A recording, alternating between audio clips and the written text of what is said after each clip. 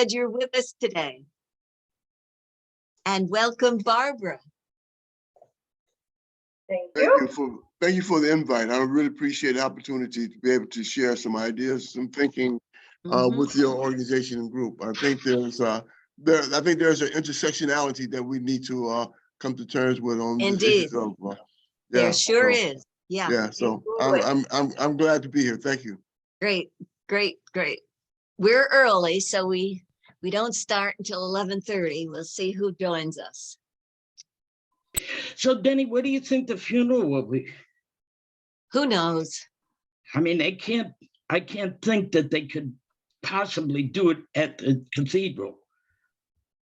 I mean, there's too many people. Yeah, who knows? I just can't imagine. Jalil and Barbara, we're talking about Bishop Matthew Clark is dying today. And we are incredibly grateful to him for his work on so many things. But I'll tell the whole group when we have a few more here present. Yeah, he hasn't died yet, right? No. Sister Phyllis Tierney emailed me that the sisters are praying like crazy because she believes it is happening today. And we've been knowing that it was coming, but whoa, when you hear, oh. Yeah, it is. I think so. I think anytime we lose someone who has been doing the work and has been actually, engaging in our community, raising our humanity to the best of we possibly can, to lose that kind of a person is always a chink in our armor. You know what I mean? It is, Johnny. Yeah. You've named it. Welcome, Ted. Welcome, Lori. Good to see you.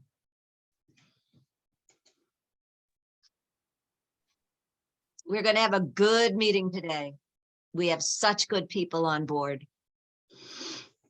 or coming on board. Just have to be patient.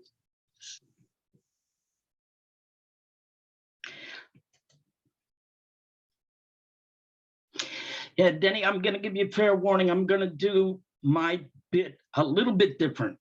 All right. Different is good. Well, the reason that I'm doing that is a couple of people on Saturday came up to me and said, you keep bringing up Indigenous people. What's the story? Exactly. And that's what we asked you to do today. The story. Exactly. Yes. Right. Yeah. Stories are what we can connect with. Stories are good. For instance, Jesus was really good at telling stories. Yep. Oh, I'm good. Ginny, we've got you on 2 screens. Yes, I just shut the other one down. Okay.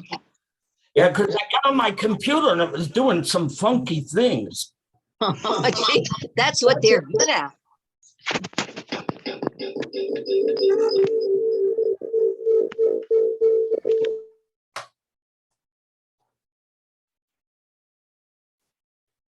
Yeah, all of a sudden, the screen kind of went green and then it was shaking and it was like,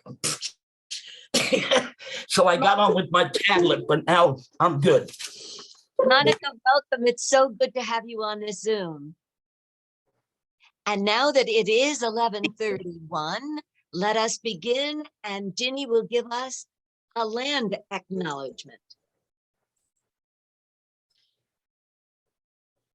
We acknowledge that we are on the lands of the Haudenosaunee people who have been the caretakers for thousands of years. We give special thanks to the Seneca people who have been gracious enough to let us visit and live on their land. The Haudenosaunee people welcome all who have come and only ask that you live with us in peace and that you walk gently upon the land that holds the blood of our ancestors.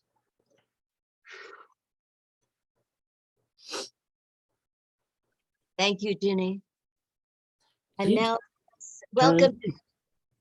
Good to see you. Let's introduce ourselves to one another. Just say your name and either your congregation or your agency, your organization, and then we'll have prayer.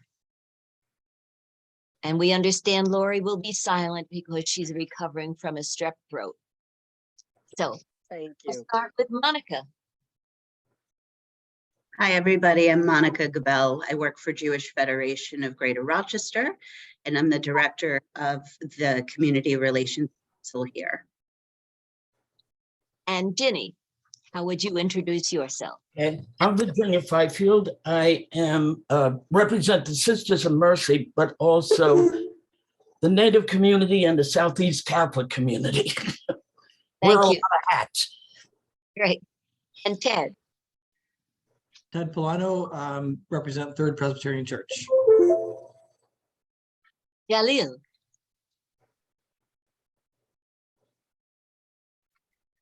Good morning, everyone. I'm Jalil Mutakim, Special Project Coordinator for Citizen Action.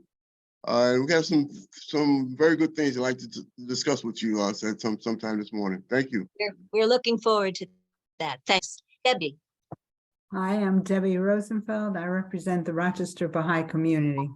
Thank you. Ralph.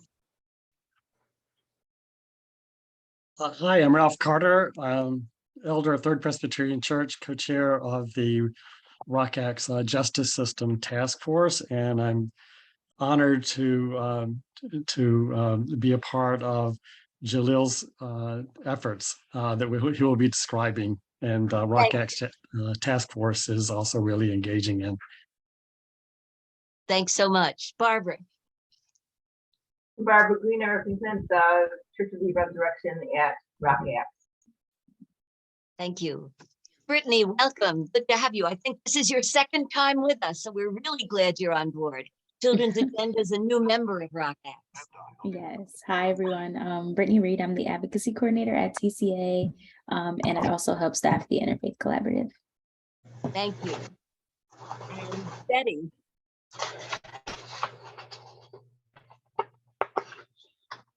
Call has been forwarded to an automated voice message. I'm Betty Jarabek, and I'm from Mary Magdalene Church in East Rochester, New York, and this is my second time here too. Thank you. I think that Betty's church, Mary Magdalene, is our newest congregation to join ROCAC.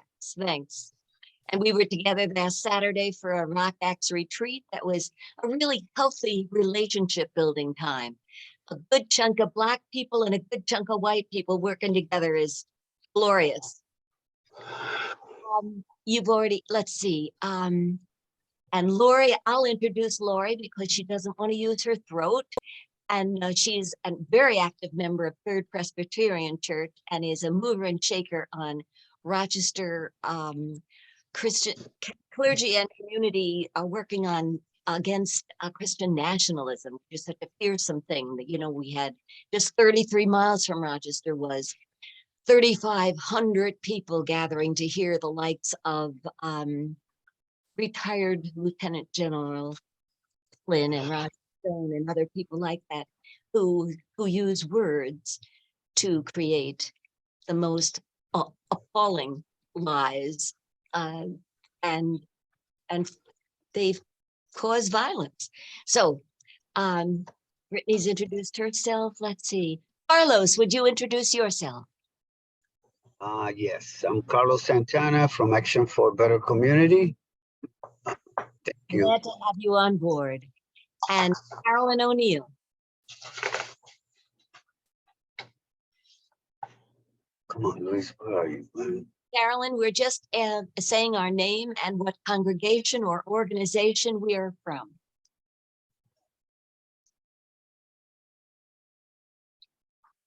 Carolyn, can you hear me? Yes, I can now. Good. Would you like to tell us any organization or agency you might be from? Well, I am from Mount Olivet Baptist Church. A friend of mine gave me the link. I am so glad you've joined us. Thank you. Thank you. And Pat, please yourself by name and congregation or agency. Oh, is that me? Yes, Pat. Yeah, I'm Patricia. I go to Third Press and a couple of other places I kind of wander around depending on what's going on. Okay. Thank you, Pat. Welcome abroad. And Rebecca, would you like to introduce yourself? Sure. Rebecca Seegers, one of the pastors at Third Presbyterian Church. Thank you. And I don't usually introduce myself. I kind of think you know me. But anyway, I worked for 20 years at Assumption, so I sort of represent Assumption along with Barbara Green. But I also worship at St. Francis Xavier Cabrini, which is Corpus Christi and Annunciation and St. Michael's. And if I'm giving spiritual direction at another church, I go to that church too. So that was at St. John's last weekend. I've recently heard anti-Semitism homily at Corpus Christi and anti-racism homily at Corpus Christi. So I think that's a bit of good news to share. Though I must say, ask you to pray with me for Bishop Matthew Clark, who is dying today, most likely. And Sister Phyllis Tierney let me know that the sisters are praying right now, and let's us for Bishop and for the Catholic Church, if you would be so kind. Thank you.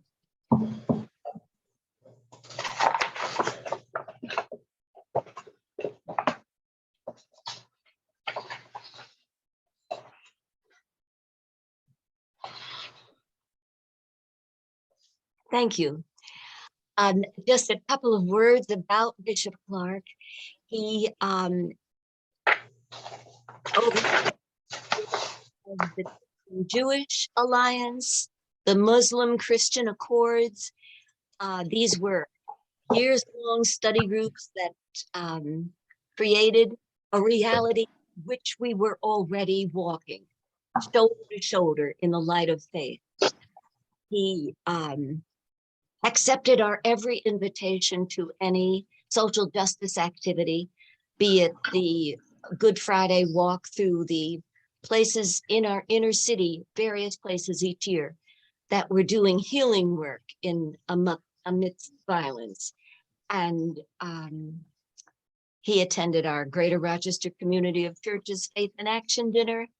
I was just a supporter of all that is good and all that is rich and all that is healthy. And as far as his work with women in the church, because, you know, women aren't ordained in the Catholic Church, he did what he could. He let us preach. He not only let us, he authorized us and empowered us. And we've been missing him greatly. And now we will be missing him more. I just want to celebrate his life among us. This community has benefited by his 33 years of leadership. And we're with him in his dying. And we're grateful to him. And now we have the privilege of hearing some angels who walk among us, some prophets who walk among us, and we'll engage them in dialogue, and they will say when to start that dialogue. I'm not going to interrupt. It's up to them. We could go from one to the other. Let's start with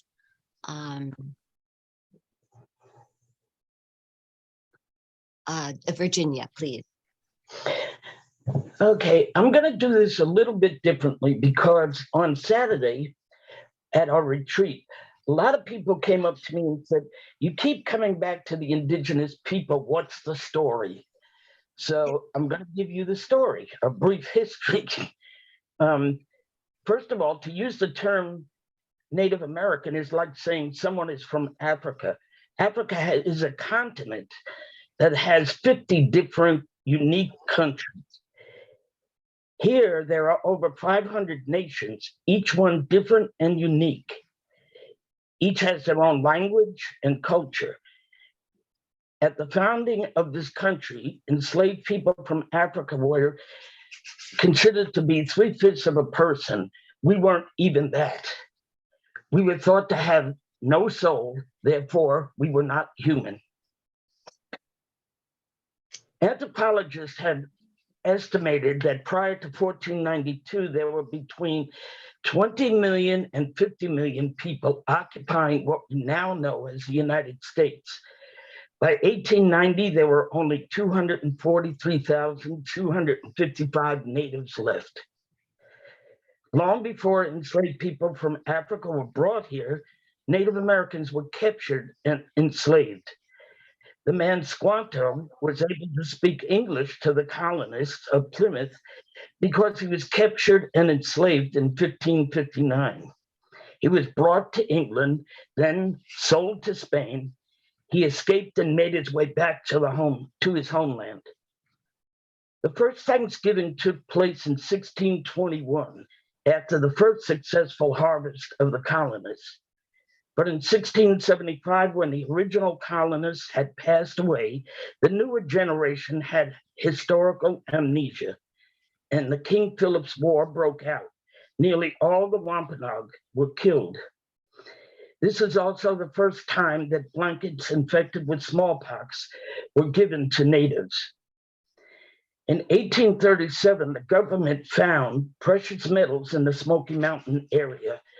Then in the winter of 1838, the Cherokee, Creek, Choctaw, and Seminole people were corralled with nothing but the clothes on their back and forced to walk across the country to Indian Territory in Oklahoma.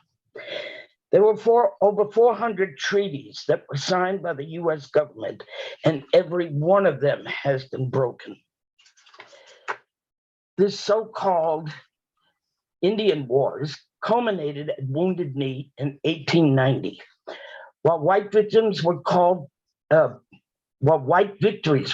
battles, the native victories were called massacres. On December 29th, 1890, at Wounded Knee, there were approximately 351 men, women, and children. 301 were gunned down and left to freeze in the field. The 49 wounded were taken to a church still decorated for Christmas. The day that the Emancipation Proclamation was signed, Lincoln also signed the order to have 38 Ojibwe men in Mankato hung because they had left their reservation. The native culture was thought to be a disease, and the phrase "kill the Indian, save the man" was adopted as a slogan to start forcefully taking children as young as 4, transporting them across the country to put them in residential schools. These so-called schools, run by both government, Christian denominations, and religious orders, were open from 1879 until 1996, when the last of these schools was closed. The children were exposed to brutality beyond imagining. Both boys and girls were beaten if they spoke their language. They were raped, starved, and left outside to freeze. The ones who came home didn't know the language, had never been parented, so didn't know anything but violence to solve problems. The trauma is intergenerational. In Canada, there was about 139 schools. Over 8,000 unmarked graves of children were found on these properties. We are in the process of looking into schools in the United States. We expect to find well over 8,000 unmarked graves because there were over 300 of these schools registered in the United States. Just recently, at one of those schools, there was over 250 unmarked graves found, just one school. They also have found what amounts to torture chambers in the basement of these schools. Even though we are the original inhabitants of this land, and we have the highest rate of military service per capita in every war since the Revolution, we were only made citizens in 1924. We were never included in the UN's Bill of Human Rights. We only got those rights to bring our grievances to the World Court in 2006. All of this is just the tip of the iceberg in the abuses natives have endured for over 500 years, and it's still going on. The American Indian movement is considered a terrorist organization. Corporations are digging up sacred burial sites to lay pipelines. Women by the thousands have gone missing and have been murdered, and neither the local law enforcement nor the FBI takes any action. Children are still being taken away from their families to be put in white foster homes. It might be a surprise to you, but it is Native men who are the most likely to be murdered by law enforcement. We are denied access to one of the most sacred sites to natives across the country, the Black Hills, because there's gold there. The US military is dumping uranium and spent nuclear rods on native lands. The result is that there is no clean water, and the ground is contaminated and the people are dying. The Navajo Nation during COVID lost 3/4 of their people because there was no clean water. Indian healthcare monies run out in June, in spite of the fact that we have the highest rate of diabetes, heart disease, and cancer. 80% of the houses on reservations are far below substandard, and most don't have running water or electricity. People have to petition the Bureau of Indian Affairs for approval to upgrade their homes. The catch being that you can only upgrade commercial properties on reservations. The poorest area in the United States is the Pine Ridge Reservation. It is worse than poor. It is out of hope. We have the highest rate of suicide, yet there is no mental health facilities for most. We are the only people in the United States to have to be registered with the government so they can keep track of us, but often are not included in the census.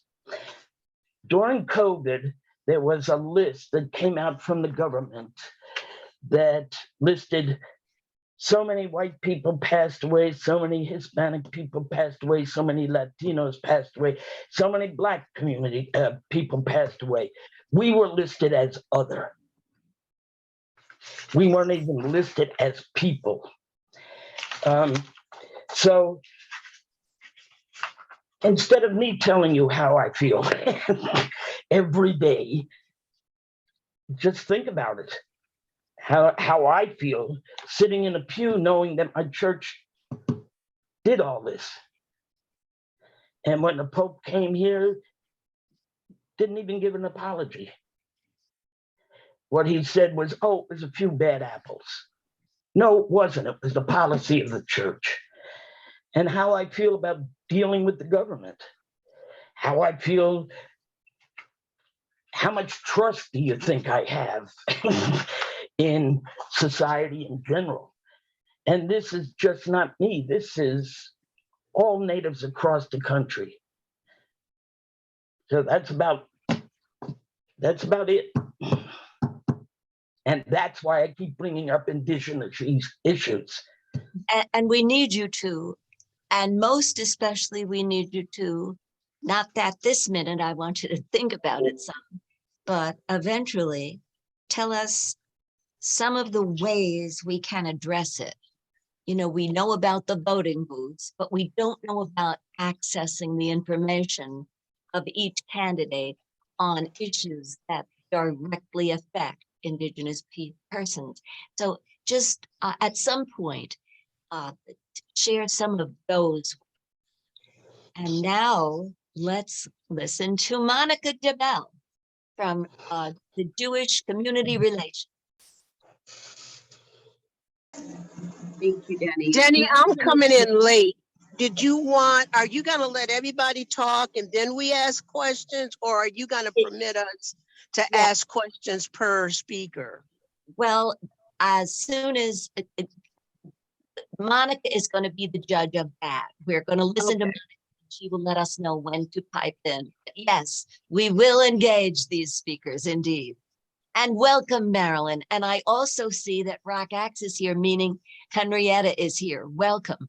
I thought that Joanne, who is hosting this meeting, was using that logo, but now Barbara has let me know that Henrietta is the one that's using that logo. So Welcome. We're all ready for you, Monica. Thank you. I just want to make sure you can hear me because there's an air return above me. Can everybody? Thank you. I wanted to say thank you for inviting me to this meeting today. Denny, to be honest, I wasn't really sure what Rock Acts was all about, and I think I'm starting to get a better sense of what you do by who is here, who is participating today. And so I feel very honored to be with everybody today. And Virginia, I know I don't know you, but I've been taking notes on everything you've been saying. And I just wanted to thank you for sharing what is so traumatic to share. And so I guess, Denny, I should check in with you and just make sure that I understand best what it is, what would be best for everybody to learn more about today. Is it a better understanding of Judaism as it is today, or is it a better understanding of anti-Semitism as it appears today? Both of these things. Yeah, from our last meeting, there was a clear call for story of your experience of anti-Semitism. Now, that's not to say that we don't want to hear how you, but you work in community relations. You have a sense of what people need to hear. Another piece is religious leaders have a microphone every weekend and use stories to tell that can be repeated in microphones in every congregation. And that's kind of my desire. And others, speak up if you have something you'd like to ask Monica. Okay, please. So let me begin with the story of me, and then I'll give you the story of the people. And the story of me, I guess I could even begin with this morning. I was trying to help a couple of school administrators come up with a plan that was not going to be vengeful or negative of any kind, to help a student understand why drawing a swastika on the bus window was bad, was wrong. And in trying to figure out how to help a ninth grader understand, a ninth grader who really doesn't know any Jewish people, understand the context of this, I came across my grandmother's own story. So my maternal grandparents survived several concentration camps. My grandmother was 16, I believe, 15 or 16 when she was in the ghetto, in the Jewish ghetto in Lodz, Poland. She was 19 when she was liberated. My grandfather was, I believe, in his late 20s when the war started, and he was about 34 when he was liberated. My grandmother happened to see my grandfather sometime during this liberation. They were in the same camp. It was Birkenau. And somehow they decided to make a life together. My grandfather had just lost his first wife and their baby child, his 7 brothers and sisters, his grandmother who lived with him. My grandmother had just lost her entire family. And so they decided to start over together, total strangers. They had my mother in Germany, and the rest is history. The 3 of them came to New York in the early 50s, and my grandparents settled in Rochester in the city and lived in the city until the end. So So I'm a native. I was born and bred here. And growing up, I have to say, I grew up as the only Jewish house on our street. I grew up in a neighborhood that was predominantly Catholic. And so I was fortunate to be around people who were accepting as Jewish people. I got to know a lot of Catholic rituals growing up, and then going to school, I was with a lot of Hindu students. So, I feel very lucky to have grown up in a somewhat pluralistic town. And as an adult, it dawned on me that I should tell you that my background is also in education. I was a teacher for about 25 years. And so I am new to this position in community relations.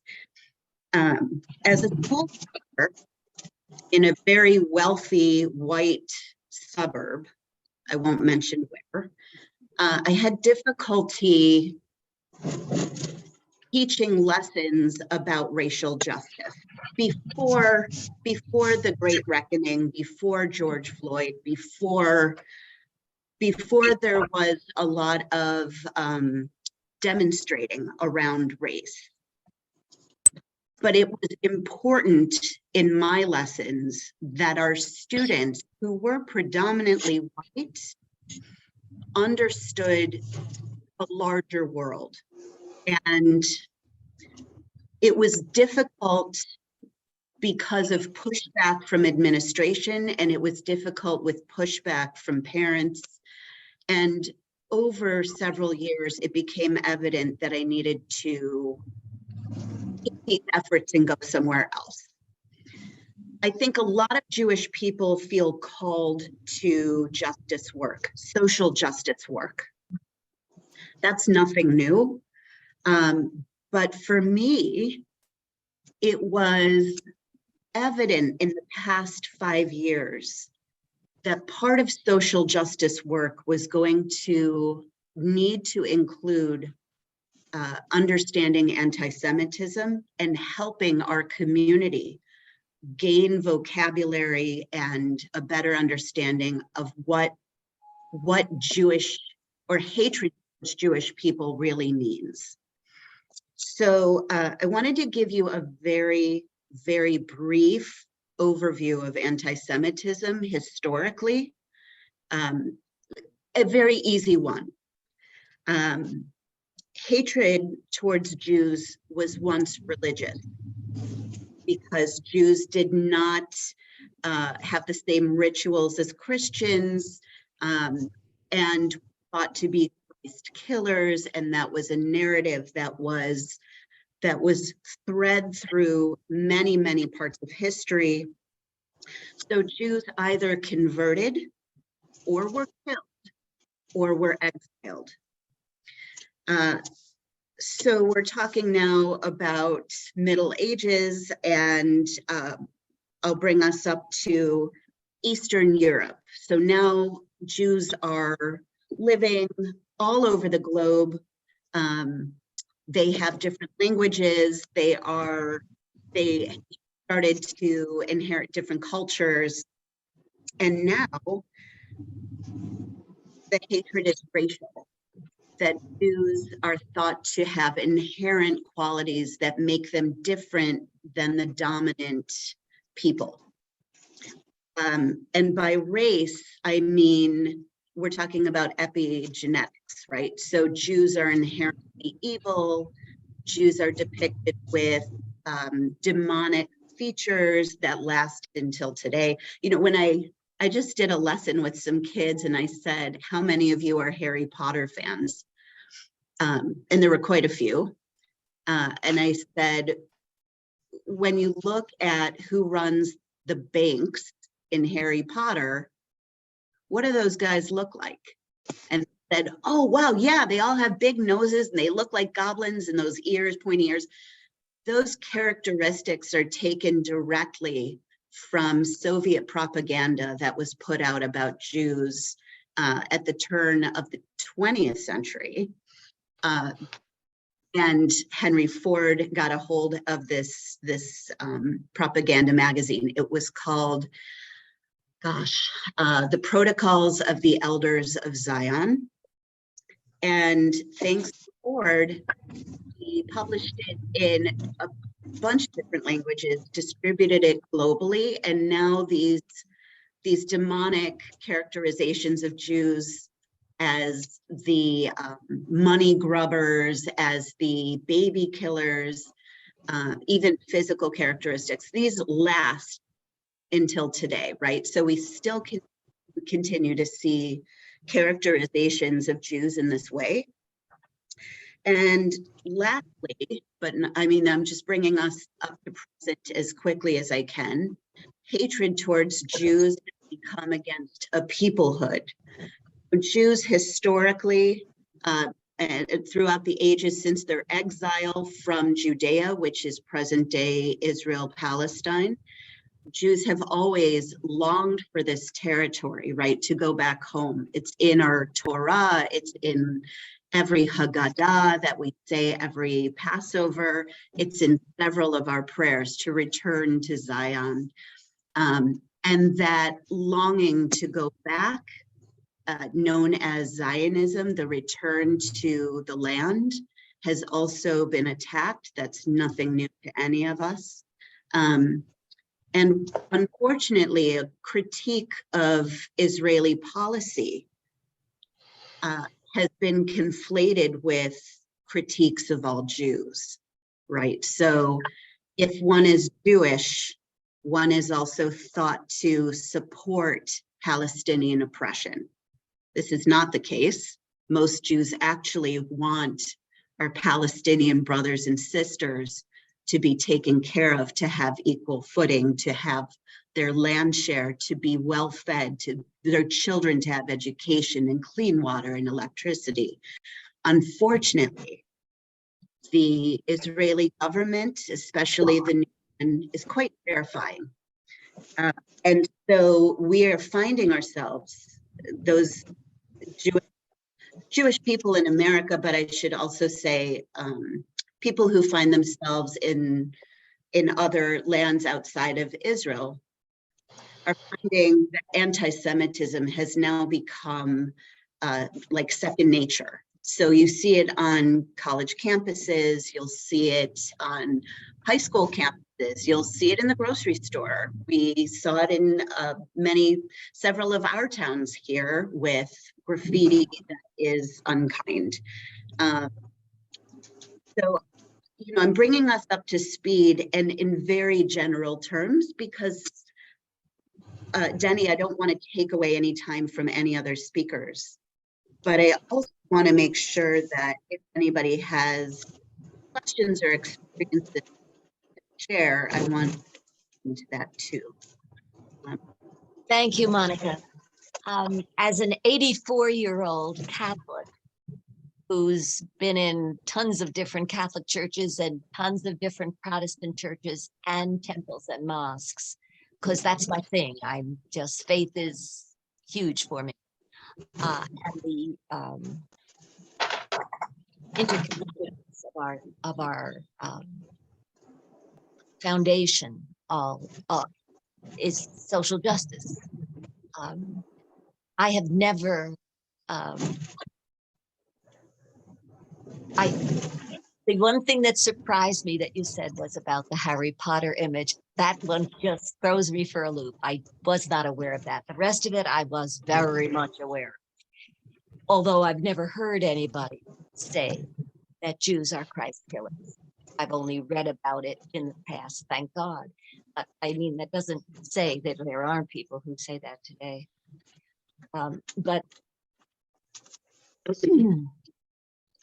this year is the first time I have had a menorah and a happy sign on our front porch for all the world to see, along with our Christmas nativity scene and our Black Lives Matter. Oh, thank you. And our whole family is on the same page with that. And it's an enormous family. So I appreciate that. yeah, Yeah.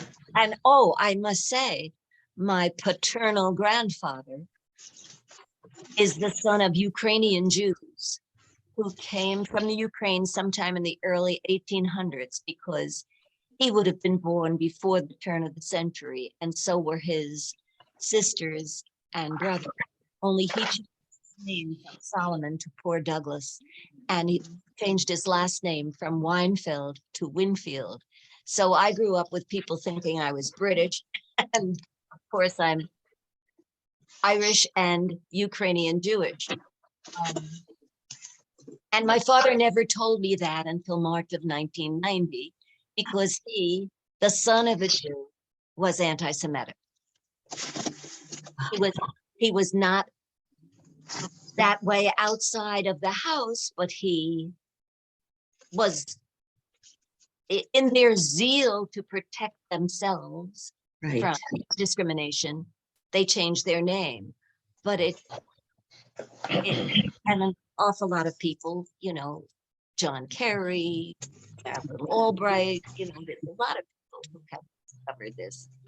And so my inner spirit, let's talk about spirituality now, knew what I did not know.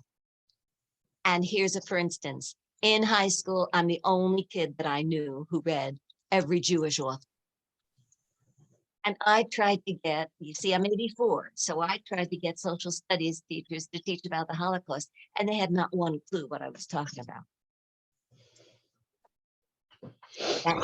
back then. Right. But our book clubs engaged with Jewish, we spent 2 full years studying Jewish authors, and back in the 1960s, very few people were doing that. Wow. Yeah. You were an enlightened kid.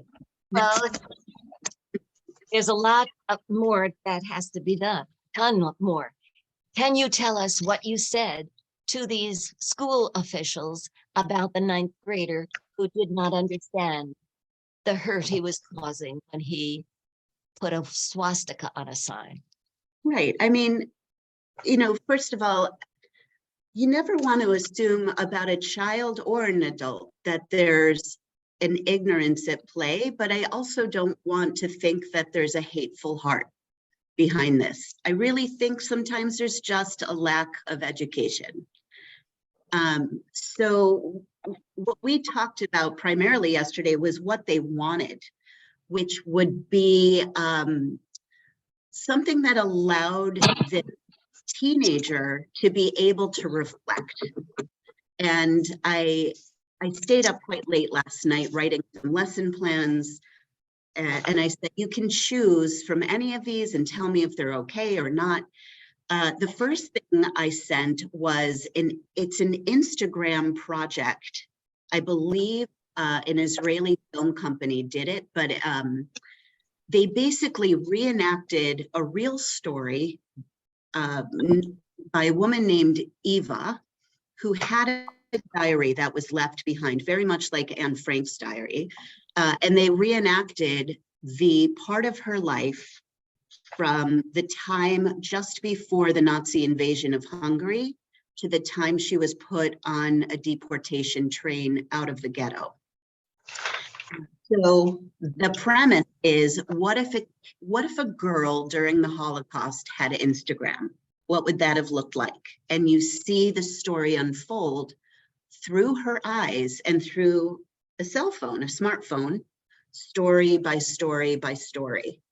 And, you know, that allows for a teenager at least to have some connection to, all right, you know, here's another teenager, you know, how did things turn out for her?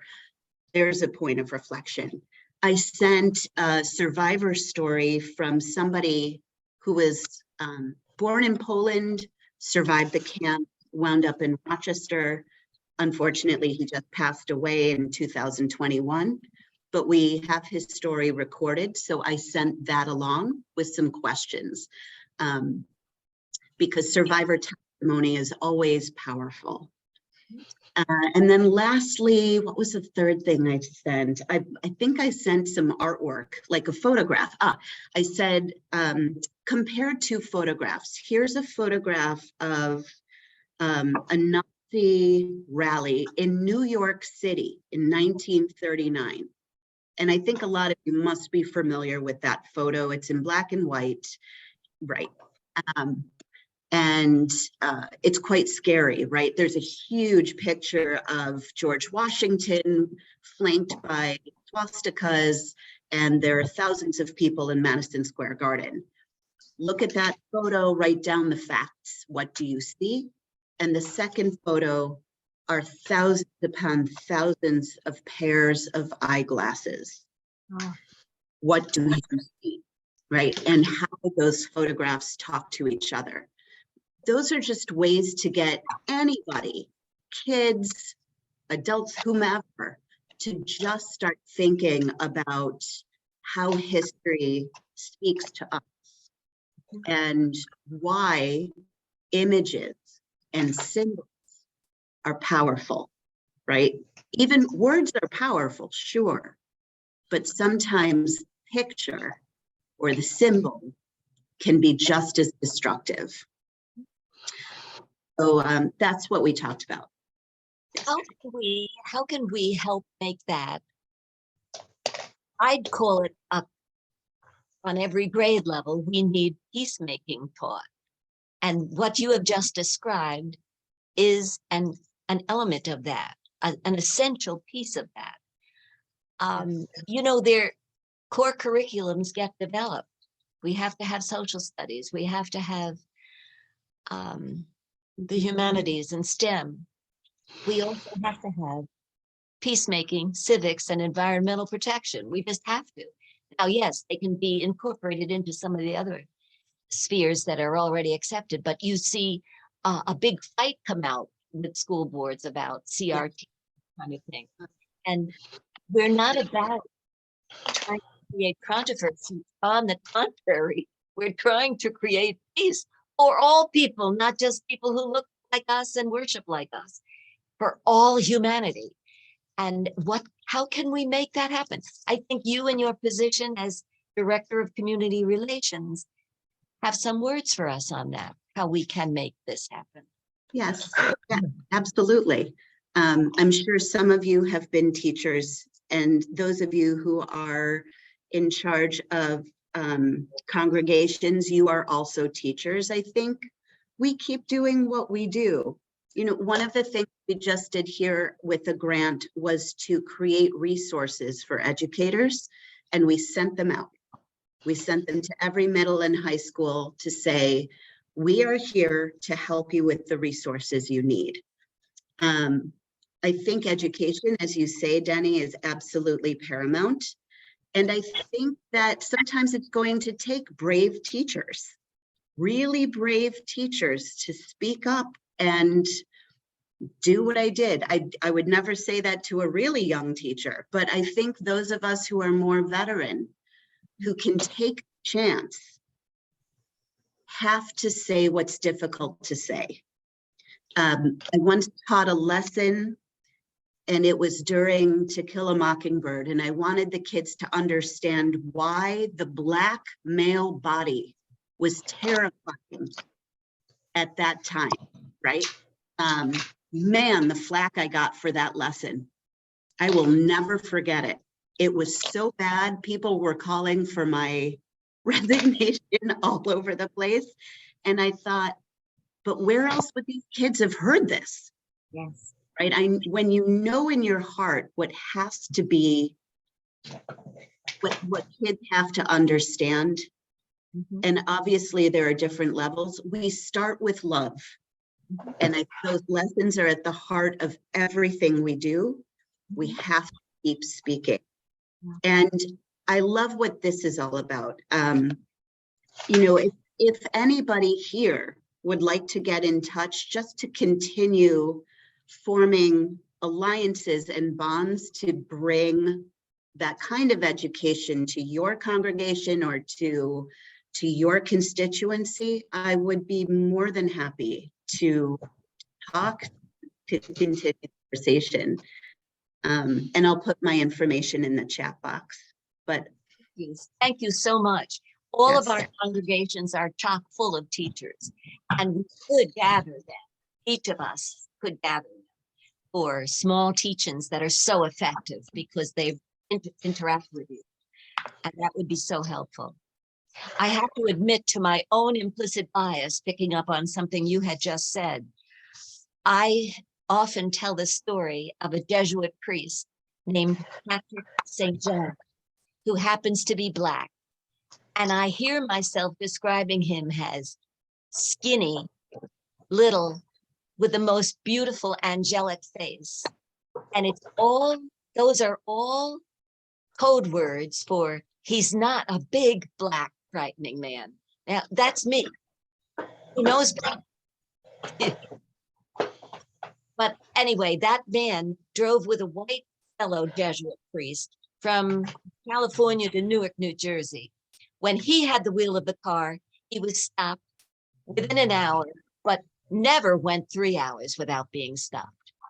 When the white man was driving, he was never stopped. Neither of them causing any lack of compliance on road rules at all.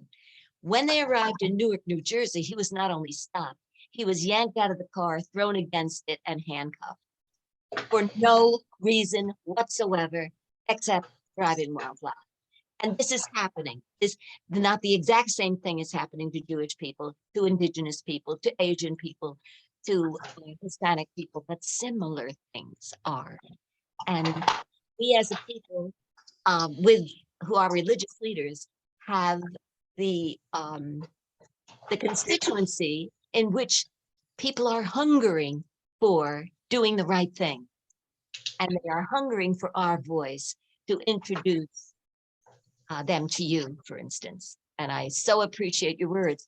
Would you like to engage Virginia and Monica now? Because Louis, the spear, unfortunately has COVID and can't come to tell the Hispanic story he wanted so much to share with us. So we don't have a lot of time because we definitely want to hear from Dalil and Ralph on issues of criminal justice that are very important, but please engage Monica and Virginia now.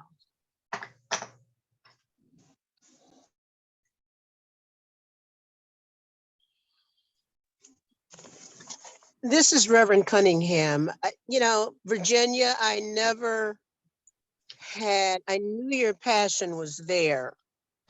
And I knew that passion had to come from somewhere, but thank you for sharing your story, because I never would have thought, you know, being in quotation mark, the other would apply to the indigenous people. Thank you for sharing that with us. It's unbelievable. You know, those of us that are brown and African American or whatever, all of us that are the others, it's amazing what we have to go through. That's to Virginia. And I hope to share further with you on a one-on-one. The other statement that I wanted to make for Monica was, thank you for sharing your story. I can remember as a child, my mom having as a you know, employment in the Jewish folks' homes. And, you know, back in the 60s, that was the way. If you came from the South, if you wanted a job quickly, that was the way to get a job, because, you know, the Jewish people were always hiring, you know, Blacks to work in the home. And so I learned a lot.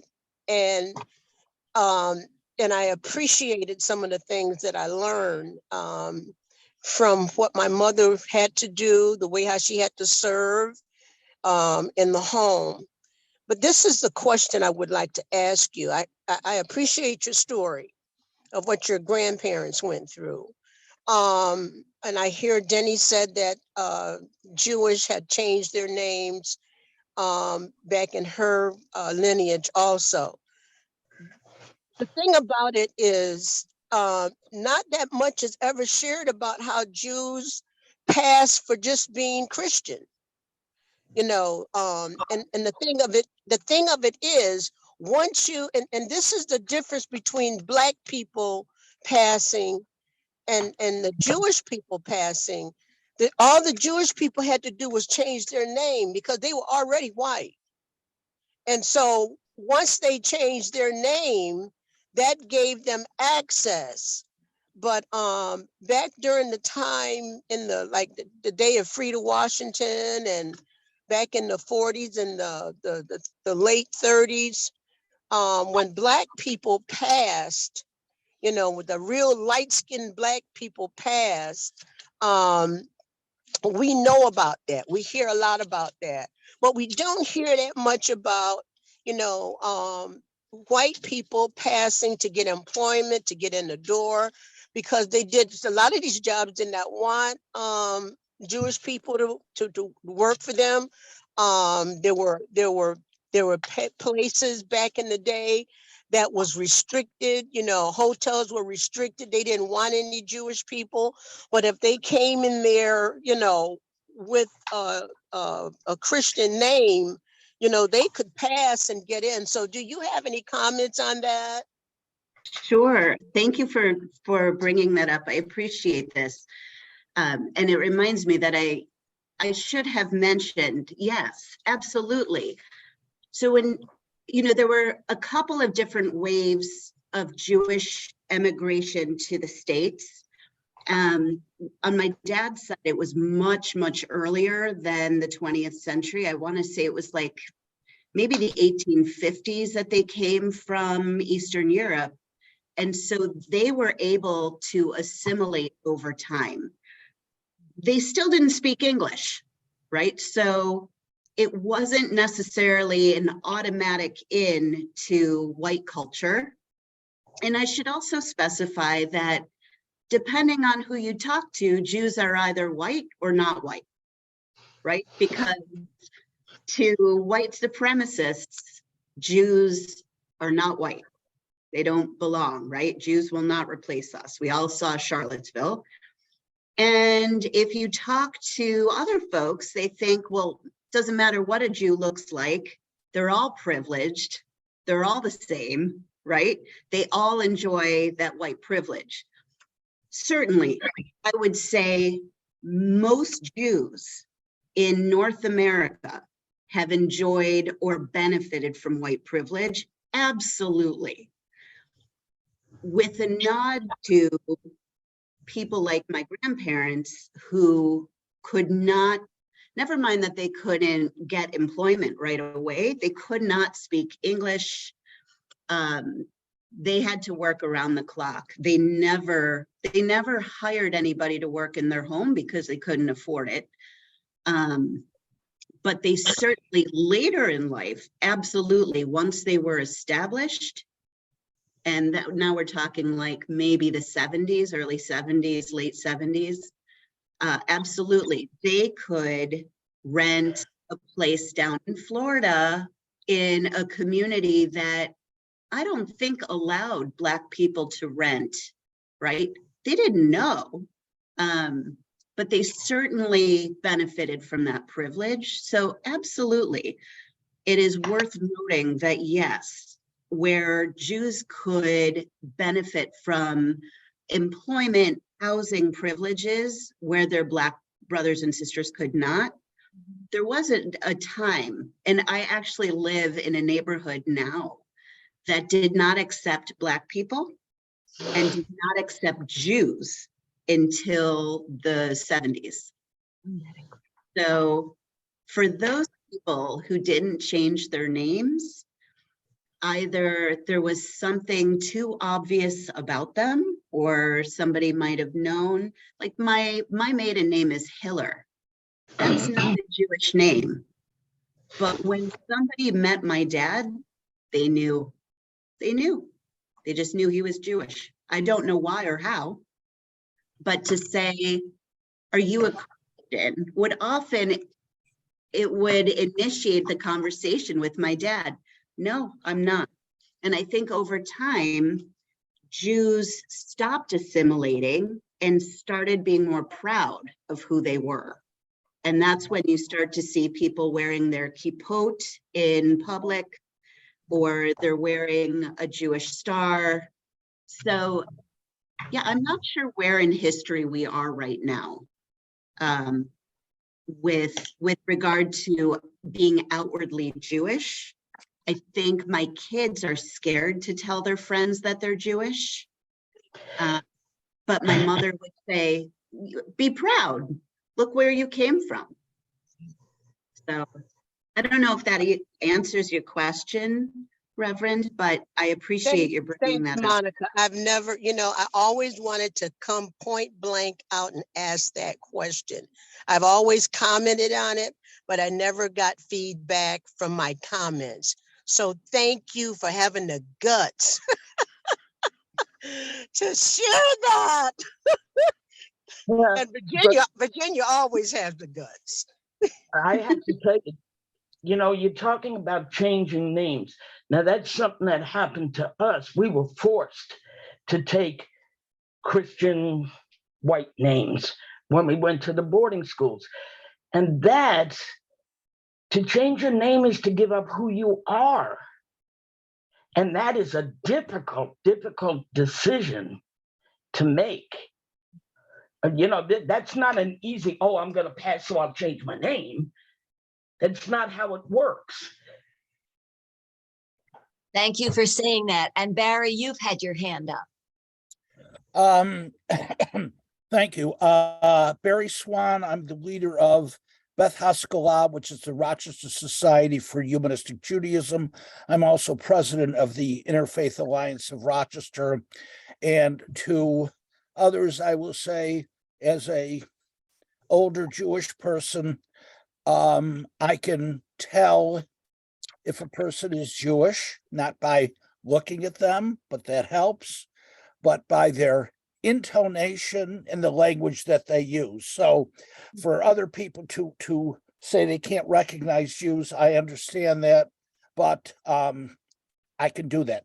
I could go on forever on several things, but there's one point I want to make concerning anti-Semitism. 99% of all Jews who have lived in countries that were either Christian or Muslim.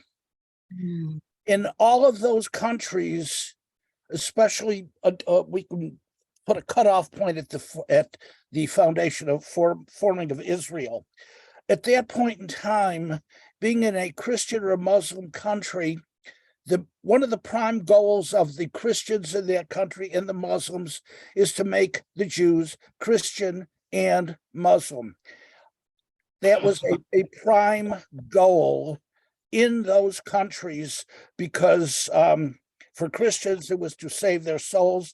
And the best Jews could do by the Christian authorities was Augustine, who said that Jews are a living witness to what happens to people who don't accept Jesus as Christ, and their suffering in the countries that they're in is an indication of the fact that they should suffer. So Jews lived under that in Europe for basically 1800 years. In Muslim countries, Jews and Christians and Zoroastrians were tolerated, and all you have to do is look up something called the Pact of Omar, and actually there are many Pacts of Omar, which are the formal rules, written down rules that people who are not Muslim had to conform with in order to live in that society. And also remember, in both of these societies, Jews could not own land. They could not join the military. There were lots of things that they could not do, and they were sort of forced into particular positions and jobs. And if they were in a country, it was because somebody was championing them. And there's only one country in Europe that does not have a history of ever kicking out the Jews, but every other country has. Thank you. The pogroms, they were They were ghettoized and attacked regularly. That's probably why my paternal grandfather's parents came from Ukraine. And Who just else? a word on name changing. My grandfather did not understand what he was being asked for at Ellis Island. He was being asked for his name. And when he showed his card, which was a very bizarre spelling, you know, Polish has lots of Z's and J's, and the man looked at it and he simplified it. So he, you know, my grandfather really did not have any idea that he was going to go through the rest of his life with a shortened or an abbreviated name. So sorry. Well, I'd also like to add, names are given to you, you know, especially your first name is given to you for reasons. Whether it's you know, my grandmother was that name or my, you know, but when natives were put into boarding schools, they were beaten until they changed their name. And the reason that the name is so important is that at birth, we are given a name from the clan mother, and it is as they whisper it in our ear because it's just between us and the Creator. Yes. And when we went to boarding schools, if you mentioned your native name, you were beaten. Yeah. And you had to, if anybody wants to look at Charles Eastman, you know, Bury My Heart at Wounded Knee person, it was take that Christian name, and beaten. And then they just gave him a name that didn't mean anything. Yeah. We have a lot of work to do to correct the injustices and to heal the pain. It's our life's work. We do want to give time to Jalil and to Ralph, and please unmute yourselves, and we're eager to hear what you have to say. Thank you. Jalil and Ralph, would you unmute yourself, Jalil? Thank you. Yes, very good. Thank you. First, I want to greet everyone. Assalamu alaikum, shalom, peace, paz, Habar Gandhi, Jambo, Guten Tag, Hafiyadea, Ahirin, Haping, and whatever your language is, your national language is, I want to greet you in peace and solidarity. Yes, I'm Jalil Mutakim. I am the project coordinator, a special project coordinator for Citizen Action. And one of the things that Ralph and I have been building towards in regards to our work here is to end something that is pervasive in our country that we've been duped into believing that is otherwise.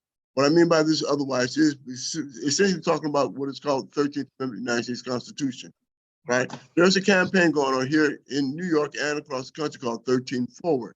And what we're trying to do is end what it is, penal slavery. Now, let me give you understand what I'm saying by this.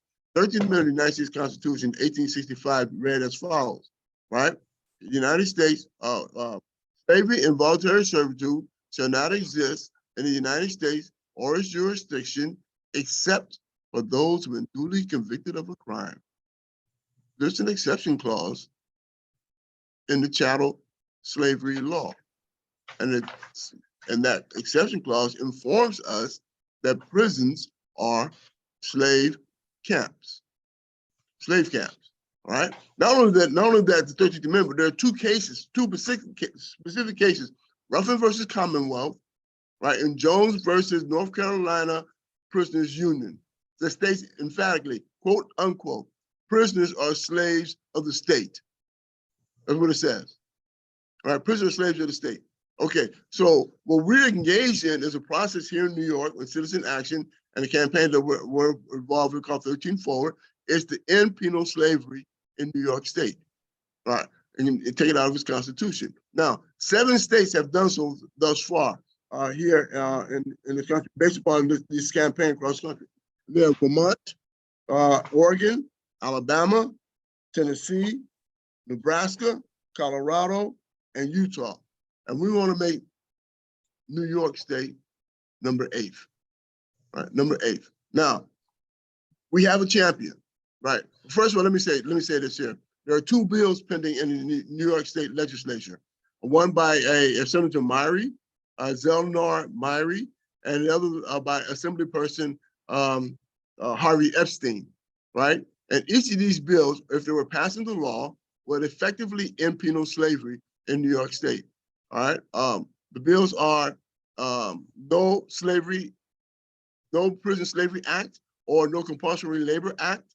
And the other bill is called Fair and Opportunities for Incarcerated Workers Act.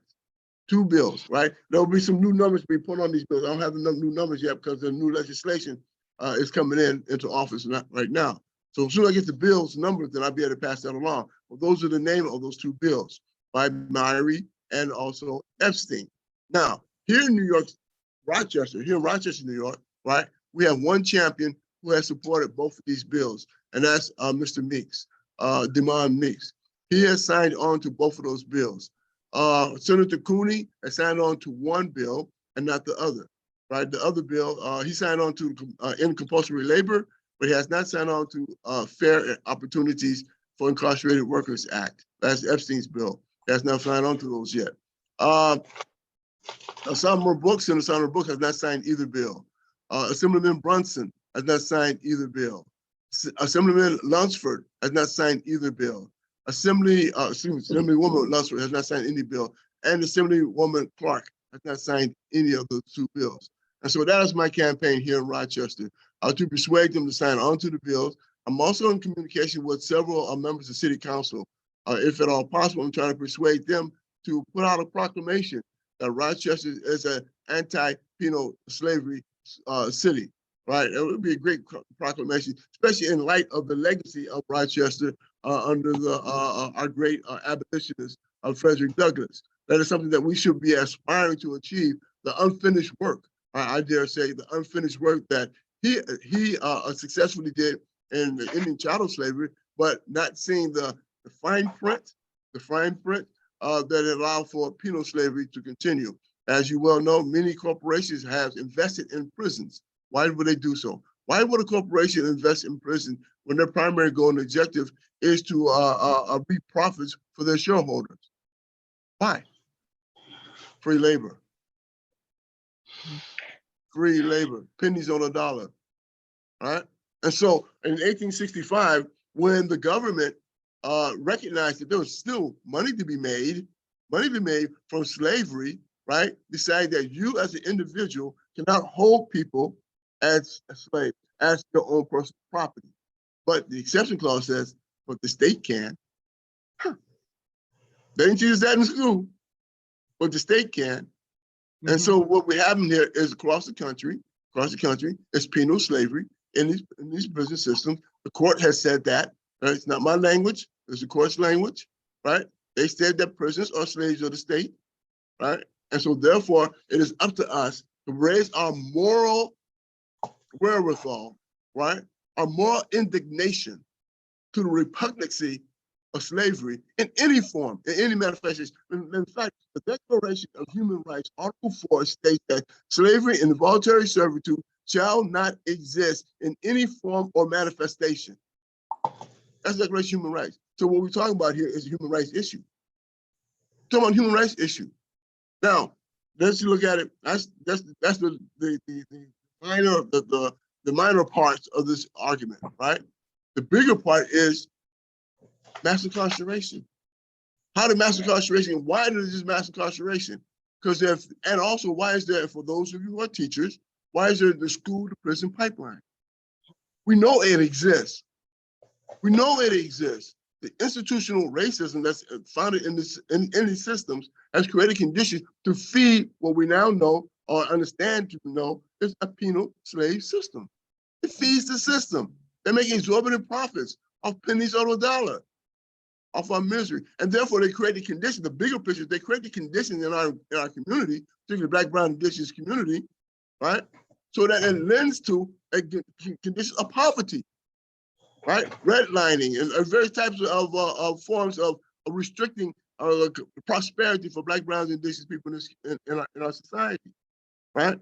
So they're creating conditions that often lends to poverty. What we know is project poverty is a progenitor for criminal behavior, criminal crime, criminal activities, right?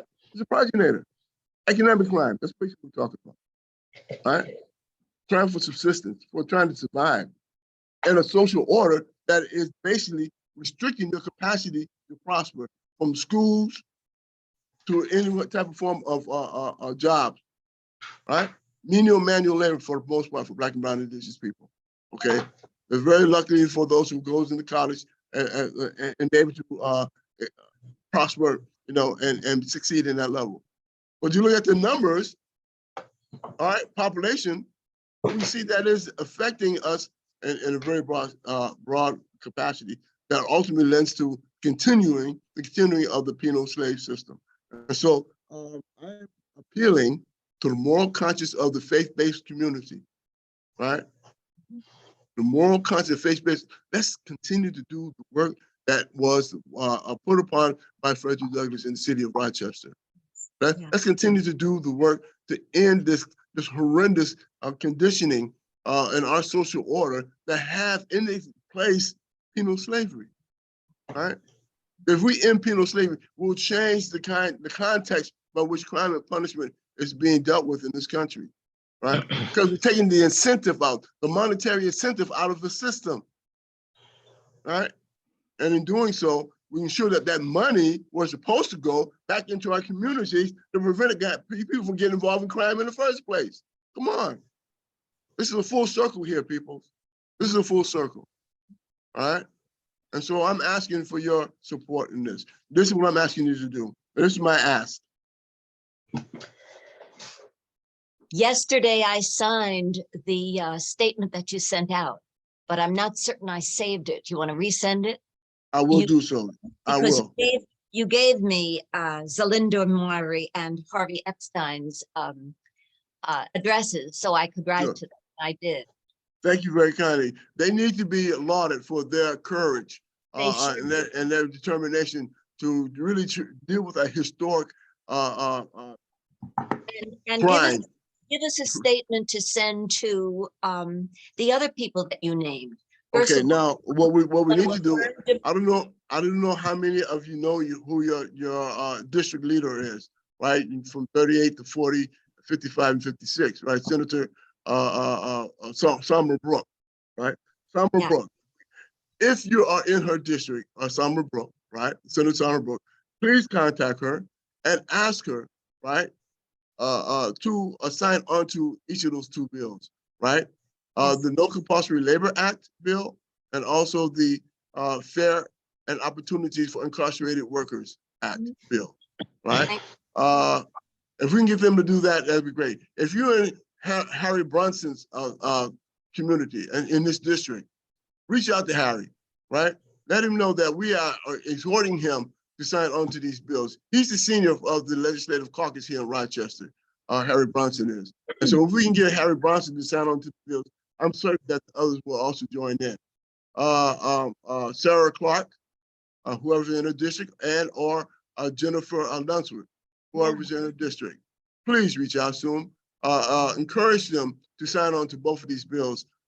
If we can get Rochester, our delegation, to sign on to both of these bills, it will ignite other cities across the state to look at Rochester in a more favorable light than the kind of news that we've been receiving about the degree of poverty in Rochester, or degree of homelessness in Rochester, or degree of criminal crime in our schools in Rochester. Let's change this around.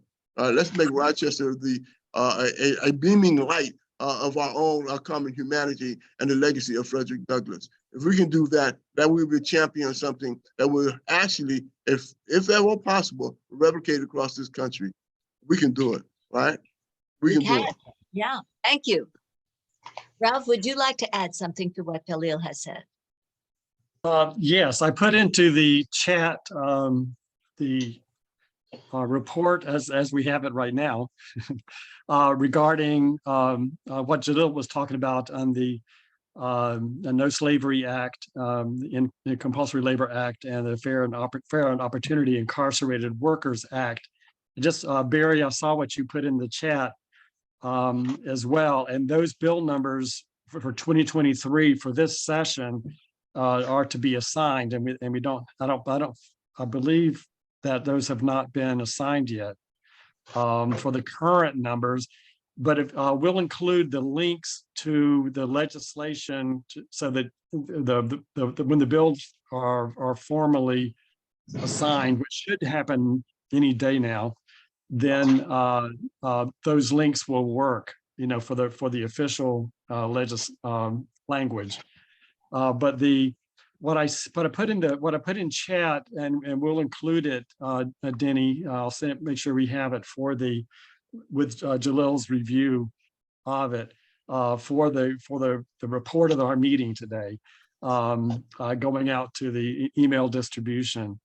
What is really great is Jalil is garnering support and getting direct feedback from those currently incarcerated and those who have been incarcerated and families, so that testimony can be heard and understood. If you go to the link in terms of the report that I included in the chat, we are preparing, if you're a congregation would like to have an educational event, or if you would like to sign on to appeals, for affirming your support for the legislation. If you would like to join in district meetings or Zoom meetings with particular elected officials, or if you would like to go to attend and be a part of the coalition, as a congregation, then that meeting is happening weekly on Thursdays, right, Jalil? 6:30? Yes. Let me just add something to that, Ralph. When I Yes, said please do. 1340, the work that we're doing, we're also supported by the Legal Aid Society, Citizen Action, Color for Change, NYCLU, New York City Legal Union, Little Light of Peace, A Little Piece of Light, and various other organizations. It's about 50 organizations that have supported this campaign here in New York State. And so we have different levels of what we are operating and functioning. On February 8th, we'll be going to Albany to a lobby for these particular bills. So we'll meet with Senator Myrie and Assemblyman Epstein and our own representatives, and discuss with them why this bill is so important and why it should be enacted into law, these two bills. And so for us, it is a statewide campaign. I'm looking to have Rochester be a leading, taking the leading charge of ensuring that these bills are passed into law. We meet on Thursdays. This is the Family and Friends of Incarcerated Workers Committee, right? This committee that I've created in Citizen Action, right? The Family and Friends of Incarcerated Workers, right? Now, there's 2 points in that, and I just want to be as succinct as possibly can in regards to why family and workers, because families are the ones who are impacted most.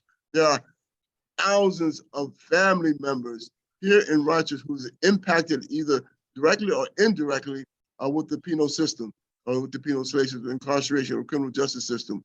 And so those families have a investment, a direct investment as to why they want to be engaged or should be engaged and organized in this capacity. And so that's the reason why families. The other thing is this here, the issue of incarcerated workers, right? Harry Epstein, when you put that together, and he named that these guys need to be called incarcerated workers, informs us of changing of mentality and changing of behavior, right? Because why? Prisoners is equated to or synonymous to what? A slave, right? And they treat it that way, right? Those on the inside, those who run the institutions, they understand the law. They understand who they have in their possession, in their ward, right? But the young people in those systems, they're ignorant to the law. They don't understand why they're being treated what they're being treated, right? As slaves, okay. And so what we want to do, we want to change the dynamic, we want to change the narrative. change the language by saying incarcerated workers. And we do so, perhaps we change the behavior of guys coming out, women coming out of institutions, thinking of themselves no longer as a slave, quote unquote, prisoner, but or former prisoner, but as an incarcerated worker, right? And want to come back into the community and be willing to have be an asset to the community rather than a continued liability, right? And so we have to change the language, to change the narratives, to change the behavior, right? And that's what I'm saying, how big this thing is in terms of challenging the issues of crime and punishment and how we relate to in our communities. This is huge. Okay, so we'll be meeting on Thursdays at 6:30 at 1392 Culvert Road and Merchant, right on the corner. It's like a peak right there, right? That's where we meet at on Thursday at 6:30. And if you want to come and join us in this meeting and discuss this matter, ensure that we have the kind of delegations that we need to bring to our elected officials here in Rochester and join us in that conversation with them, please do so. I ask also you to bring this matter to your congregations and your friends in your neighborhoods. Make them recognize, hey, listen, slavery still exists in the United States. Who knew, right? Who knew? Yeah, the penal slave system. Thank you. Jaleel, I invite you to the First Congregational Church of Rochester. It's UCC, and it's on Church Street in Fairport at 6:30 on February 15th, when the Parent and Pastoral Association honors February Black History Month with a presentation by Tiffany Porter, who's the founder of Blacks in the Burbs. She's the mother of 3 kids, and their dad was in prison for very many years. And she'll be speaking about Blacks in the Burbs, which provides toiletries and food that for people in Pines at Parrington and other places. But I would love for you to be part of the audience that night. And when it's time for Q&A, say what you've just said to us, because honest to God, people don't know this. This is news for some people. And there's something else that I ask of you, which is even harder. And that is to disarm with your stories people who are punitive and think that that's a good thing. They want people in prison to be punished. And it is based on their own fear, which is a cultural thing. We are being inundated by the media to be fearful. And if we'll just lock up these people we're fearful of and punish them and make them slaves again, that somehow they think will make them feel safer, which of course is not true. I mean, it's in the DNA and the culture in which we breathe, to be punitive and to be fearful. And that's a religious leader's job, is to allay the fear, to give hope, and we all have to help one another do that. Sure. I'd like to make one last comment if I possibly can. First of all, I'd like to tell to Virginia how much I appreciate her telling her story. My great-grandmother's creek, Muskogee Creek out of Alabama. So I understand some of that history and their stories. And also I'd like to say to Miss Monica Gabel that for me, when I was released from prison, I lived with a Jewish family, Michael Argument. I don't know if you know him or not, but Michael Argument, I lived with Michael Argument for about 6 months and make my transition back into society. As far as I'm concerned, Michael's family. All right, that's no ifs about his family. And so I just want to let you know, Rabbi Sittel, I consider her my rabbi. Okay, that's kind of relationship that I have with Rabbi Dora Sittel, and so that's kind of relationship that I have, and trying to evolve with your community as well. So it's important for us to understand these intersectionalities, right, in regards to our struggle, particularly our struggle against white supremacy and everything that it has done since Virginia, as Nate mentioned, 1492 or 1493, with the doctrine of discovery that really created the conditions for all of this what we are confronting today. You know, wait a minute. So thank you very kindly. 1500s.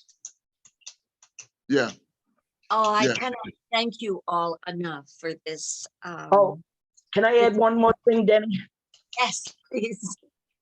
If you want to really see the effect that boarding schools have had on intergenerational trauma, my father went to Carlisle.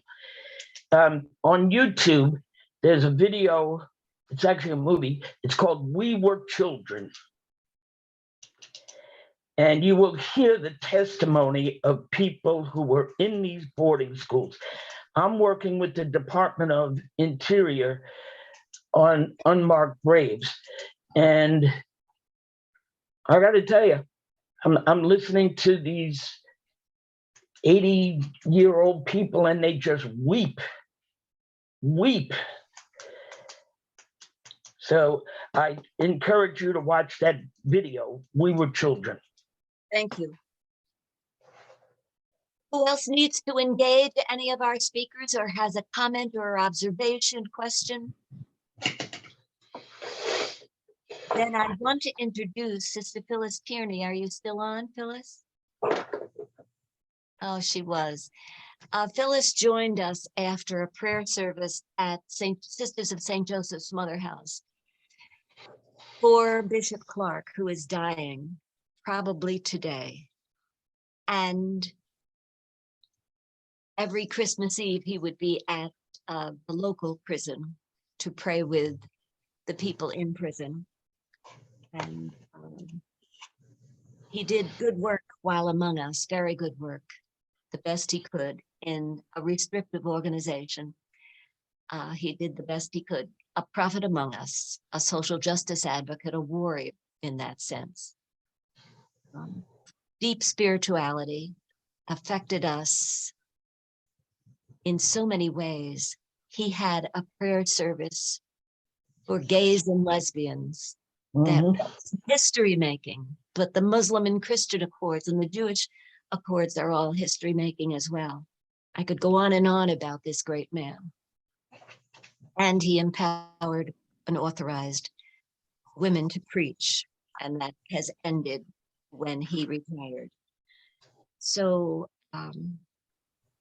presente, Matthew Clark. And please offer your condolences to all the Catholics that you run into these days. And if anyone has a word to say in closing, you're on. Say whatever is on your heart. We've had a very emotional, challenging, and fact-filled truth-telling today. And I'm sure it's heavy on your hearts. I'd like to talk about Bishop Clark made a video about diversity in the Diocese of Rochester. And he invited me in, and I have to say, I honestly thought he was going to cut my statement out because he asked us what our community can bring to the Catholic community. And my statement was, we can teach you how to forgive. And for him to keep that in was amazing.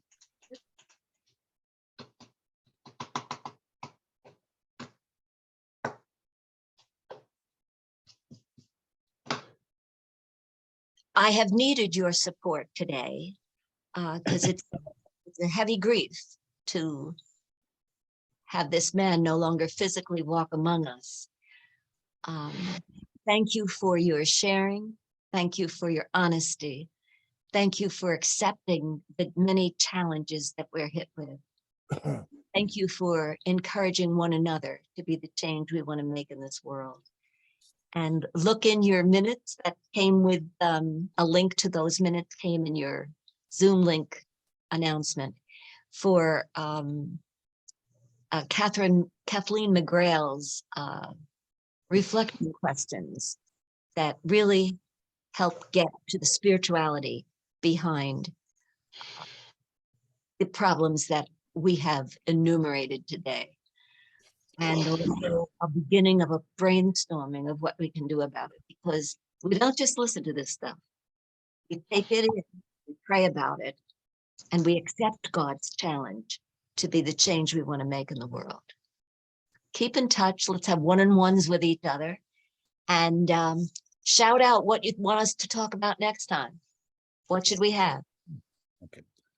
Denny, I want to reference something that I put on the chat. On February 19th, Sunday, I'm sponsoring a Rochester Darwin Day, and there will be activities in the afternoon for children and adults on the theme of Darwin and evolution. If people are interested, I put my name, my email, and my telephone number in the chat if people are interested in additional information. Thank you for today.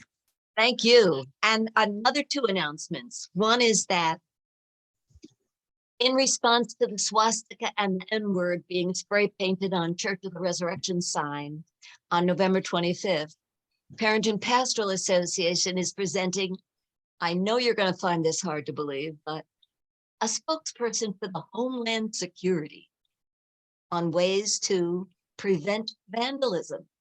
2 to 4 at Barrington Presbyterian Church on January 22nd. That's upcoming Sunday. Amazing. I never thought I'd be inviting you to a Homeland Security talk. Ever. It's the parents in what church? First for everything.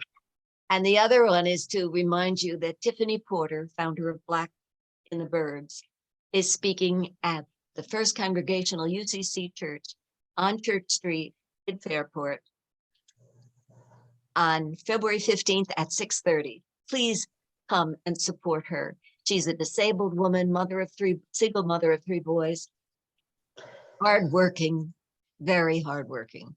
She has tackled the Fairport School Board, the Fairport School District. She's a fierce tiger mom, and I want you to come and hear her. And let's accept Jalil's challenge. I will get to you any information he sends to me. Any information Ralph sends to me, I will get to you. So thanks so much for being with us today. Have a blessed afternoon. And if you have ideas for future meetings, topics, and speakers, please let me know. God bless. Bye-bye. Thanks, Demi.